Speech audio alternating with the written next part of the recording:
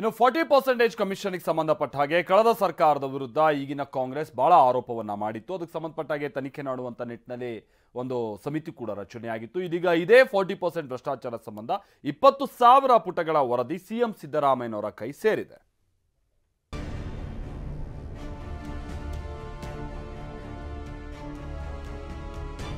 BJP ಅವಧಿಯಲ್ಲಿನ 40% commission ಆರೋಪಕ್ಕೆ ಮರುಜೀವ. ಸಿಎಂಗೆ ಒಟ್ಟು 20,000 ಪುಟದ ವರದಿ ಸಲ್ಲಿಸಿದ ಆಯೋಗ. ರಾಜ್ಯ ರಾಜಕೀಯದಲ್ಲಿ ಕಮಿಷನ್ ಕದನ ಮತ್ತೆ ತಾರಕಕ್ಕೇರಿದೆ.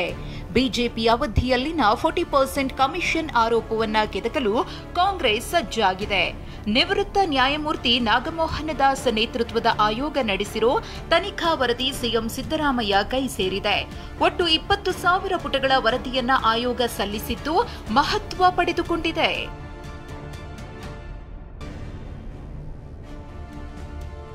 ಬಿಜೆಪಿ ಅವಧಿಯಲ್ಲಿನ ಕಾಮಗಾರಿಗಳ ಬಗ್ಗೆ ತನಿಖಾ ವರದಿಯನ್ನ ಸಿಎಂ ಸಿದ್ದರಾಮಯ್ಯನವರಿಗೆ ಸಲ್ಲಿಸಲಾಗಿದೆ. ಪ್ರಮುಖ 5 ಇಲಾಖೆಗಳಲ್ಲಿ ನಡೆದ ಎಲ್ಲಾ ಕಾಮಗಾರಿಗಳ ಬಗ್ಗೆ ಆಯೋಗ ಮಾಹಿತಿ ಕಲೆ ಹಾಕಿದೆ.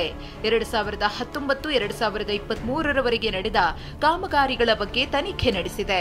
ಸಾರ್ವಜನಿಕರ ದೂರು, ತಜ್ಞರ ಅಭಿಪ್ರಾಯ ಸಂಗ್ರಹ ಮಾಡಲಾಗಿದೆ. ಎಲ್ಲಾ ಜಿಲ್ಲೆಗಳಲ್ಲಿ ಕಾಮಗಾರಿಗಳ ಬಗ್ಗೆ ನಾಗಮೋಹನ ದಾಸ್ ಆಯೋಗ ಮಾಹಿತಿ ಪಡೆದಿದೆ. ಕಾಮಗಾರಿಗಳ ಸ್ಥಳಗಳು, ಲೆಕ್ಕಪತ್ರವನ್ನ ಪರಿಶೀಲಿಸಲಾಗಿದೆ. ಸೀನಿಯಾರಿಟಿಯ ಮೇಲೆ ಬಿಲ್ ಪಾವತಿ ತಪ್ಪಿಸುತ್ತಿದ್ದ ಆರೋಪ ಕೇಳಿ ಬಂದಿತ್ತು.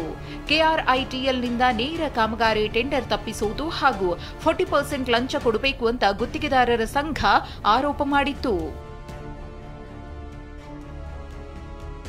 ಇಷ್ಟೇ ಅಲ್ಲ, ನಿವೃತ್ತ ನ್ಯಾಯಮೂರ್ತಿ ನಾಗಮೋಹನ್ ದಾಸ್ ನೇತೃತ್ವದ ಆಯೋಗ ರಾಯಚೂರಿನಲ್ಲಿರೋ ನಾರಾಯಣಪುರ ಡ್ಯಾಂ ಆಧುನೀಕರಣದ ವೇಳೆ ನಡೆದ ಅಕ್ರಮದ ಆರೋಪದ ಬಗ್ಗೆ ತನಿಖೆ ನಡೆಸಿದೆ.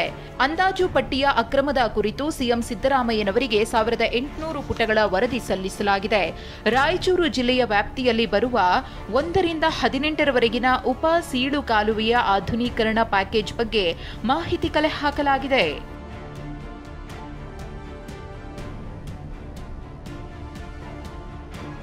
60% ಕಮಿಷನ್ ಸರ್ಕಾರ ಎಂದು ಬಿಜೆಪಿ ದಾಳಿ.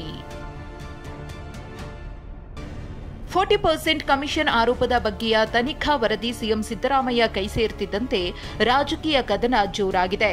ಕಮಲ ಕಲಿಗಳು ಕಾಂಗ್ರೆಸ್ ಸರ್ಕಾರದ ಅವಧಿಯಲ್ಲಿ 60% ನಡೀತಿದೆ ಅಂತ ಟ್ವೀಟ್ ಮೂಲಕ ದಾಳಿ ಮಾಡಿದೆ. ಇನ್ನು ಕಾಂಗ್ರೆಸ್ ಏನ್ ಹೇಳುತ್ತೋ ಅದರಂತೆ ವರದಿ ಕೊಟ್ಟಿದ್ದಾರೆ ಅಂತ ವಿಪಕ್ಷ ನಾಯಕ ಅಶೋಕ್ ಕಿಡಿಕಾರಿದ್ದಾರೆ. ಯಾವತ್ತು ಕಾಂಗ್ರೆಸ್ ಬರ್ತದೋ ಪರ್ಮನೆಂಟ್ ನಾಗಮೋಹನ್ ದಾಸ್ ಯಾವತ್ತೂ ಎಲ್ಲ ತನಿಖಾ ಇದಕ್ಕೂ ಅವರೇ ಕೊಡ್ತಾರೆ. ಅಂದರೆ ಕಾಂಗ್ರೆಸ್ ಹೆಂಗೆ ಹೇಳುತ್ತೋ ಆ ರೀತಿ ಅವರು ವರದಿ ಕೊಡುವಂಥ ಚಾಳಿ ಇರ್ತಕ್ಕಂಥದ್ದು. ಅದರಿಂದ ಇದು ಪೊಲಿಟಿಕಲ್ ಅಷ್ಟೇ, ಪೊಲಿಟಿಕಲ್. ಲೋಕಾಯುಕ್ತದಲ್ಲಿ ಕ್ಲೀನ್ ಚಿಟ್ ಅಂತ ಕೊಟ್ಟಿದ್ದಾರೆ. 40% ಆ ಥರದ ಯಾವುದೇ ದಾಖಲೆಗಳು ನಮಗೆ ಕೊಟ್ಟಿಲ್ಲ ಅಂತ ಕೊಟ್ಟಿದ್ದಾರೆ. ಇವ್ರಿಗೆ ಹೆಂಗೆ ಸ್ಪೆಷಲಾಗಿ ದಾಖಲೆ ಬಂದ್ಬಿಡುತ್ತೆ?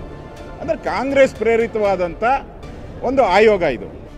ಇಷ್ಟೇ ಅಲ್ಲ, 60% ತೆಗೆದುಕೊಳ್ಳುವುದು ಎಲ್ಲಿಗೆ ಹೋಗ್ತಿದೆ ಅಂತ ಸಿಟಿ ರವಿ ಪ್ರಶ್ನಿಸಿದ್ರು.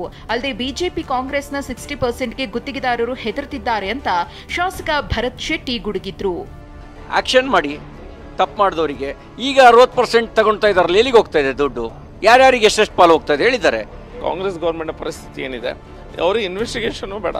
ನೀವು ಯಾವುದೇ ಟೆಂಡರ್ ಹಾಕಿದೆ ಕಾಂಟ್ರಾಕ್ಟರ್ಸ್ ಮುಂದೆ ಬರ್ಲಿಕ್ಕೆ ಹೆದರ್ತಾ ಇದ್ದಾರೆ. ಯಾಕಂದ್ರೆ 60% ಕೊಟ್ಟು ನಮ್ಮ ಕೆಲಸ ಮಾಡ್ಲಿಕ್ಕೆ ಆಗೋದಿಲ್ಲ ಅನ್ನುವಂಥ ಒಂದು ಹೆದರಿಕೆ ಸಹ ಅವರಲ್ಲಿ ಇದೆ. ಇನ್ನು ಬಿಜೆಪಿ ನಾಯಕರ ಮಾತಿಗೆ ಸಚಿವರು ಟಕ್ಕರ್ ಕೊಟ್ಟರು. ವರದಿ ಆಧರಿಸಿ ಸರ್ಕಾರ ಕ್ರಮ ಕೈಗೊಳ್ಳುತ್ತೆ ಅಂತ ಹೇಳಿದ್ದಾರೆ.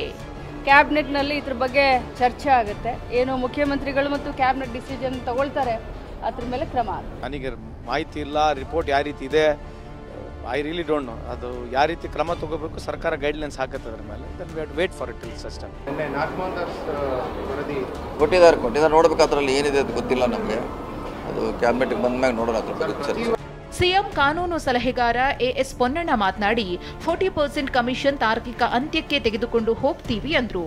ಖಂಡಿತವಾಗಿ ಇದನ್ನ ಅಂತ್ಯಕ್ಕೆ ತಗೊಂಡು ಹೋಗುವಂಥದ್ದನ್ನ ನಮ್ಮ ಸರ್ಕಾರ ಮಾಡೇ ಮಾಡ್ತಿದೆ. ಈ ಆಯೋಗವನ್ನು ಸರ್ಕಾರ ರಚನೆ ಆಗಿದ ತಕ್ಷಣ ನಾವು ರಚಿಸಿದ್ವಿ. ಇವತ್ತು ವರದಿ ಇವಾಗ ಬರ್ತಾ ಇದೆ.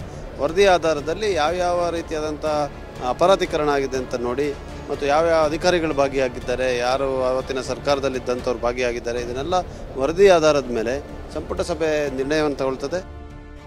ಅದೇನೇ ಹೇಳಿ ಬಿಜೆಪಿ ಸರ್ಕಾರದ ಅವಧಿಯಲ್ಲಿ ಸಂಚಲನ ಮೂಡಿಸಿದ್ದ 40% ಕಮಿಷನ್ ಆರೋಪದ ಕಿಡಿ ಮತ್ತೆ ಧಗಧಗಿಸುತ್ತಿದೆ. ಸರ್ಕಾರಕ್ಕೆ ವರದಿ ಸಲ್ಲಿಕೆಯಾಗಿದ್ದು ಕ್ಯಾಬಿನೆಟ್ನಲ್ಲಿ ಚರ್ಚಿಸಿ ಕಮಲ ಪಡೆ ವಿರುದ್ಧ ಬಾಣ ಹೂಡಲು ಕಾಂಗ್ರೆಸ್ ಸಜ್ಜಾಗಿದೆ. ಇದಕ್ಕೆ ಕೌಂಟರ್ ಕೊಟ್ಟಿರುವ ಬಿಜೆಪಿ 60% ಆರೋಪ ಮಾಡುತ್ತಿದೆ. ಈ ಕದನ ಮತ್ತಷ್ಟು ಕೋಲಾಹಲ ಸೃಷ್ಟಿಸೋದು ಗ್ಯಾರಂಟಿ. ಈರಣ್ಣ ಬಸವ, ಟಿವಿ9 ಬೆಂಗಳೂರು.